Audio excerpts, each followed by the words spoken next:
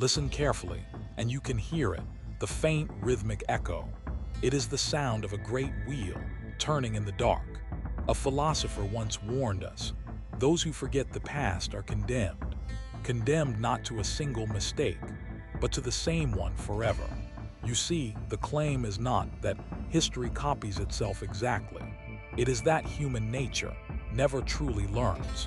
Close your eyes. Imagine the world 1,000 years before Christ. The air smells of wood smoke, damp earth, and animal fat burning. You hear the clang of a blacksmith's hammer, forging a sword. That sound is the birth of a promise and a threat. A leader rises, uniting tribes with tales of common ancestors. His words are electric, painting a destiny written in the stars. And for a time there is unity, there is purpose. But then the hunger begins, not for food but for more. The neighbor's field looks greener, their cattle fatter, and the sword, once forged for protection, finds a new purpose. The cycle begins.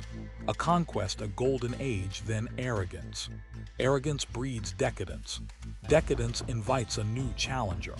And the challenger has a sword forged in the same fires.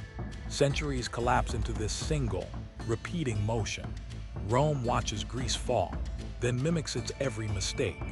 They build greater aqueducts and greater arenas for slaughter. The bread and circuses are just a new name for an old appeasement. A pattern emerges, clear as a fingerprint on a murder weapon. Prosperity, hubris, fragmentation, collapse, over and over and over. It was then that the German philosopher saw a different ghost. Hegel denied the wheel. He saw a ladder climbing toward light. Each age, he argued, transcends the last, a dialectical unfolding. Freedom itself was evolving, he believed, through conflict and synthesis. But his student, Marx, looked closer at the shadows on the wall. He saw the same struggles, just wearing different costumes. The master and the slave, the lord and the serf, the boss, and the worker. The names changed. The fundamental conflict did not. So is it progress, or just a more elaborate treadmill? This is the dread that haunts the historian's quietest moments, that our grandest achievements are but sandcastles before a predictable tide. The empires we build, the ideologies we cherish, destined to crumble, not by fate perhaps, but by the stubborn, foolish constancy of our hearts.